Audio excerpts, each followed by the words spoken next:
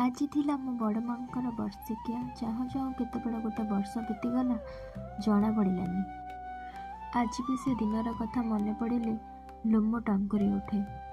निजर आपणार लोक जहाँ को आम छोट बेलू देखी आसी था ताकू हराइबार दुख असीमित सागर परी होता है। बड़ माँ वर्षिकिया बड़ बापा सत्संगर आयोजन करते समस्ते मिसी ठाकुरंकर साजसजा करते।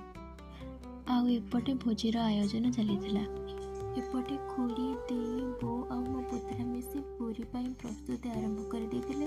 मो स्कूल शीघ्र फेरी आसी से अल्प जोग देली।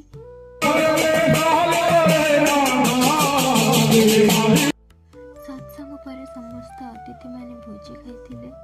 आज एतिकी रहुछि। जय जगन्नाथ।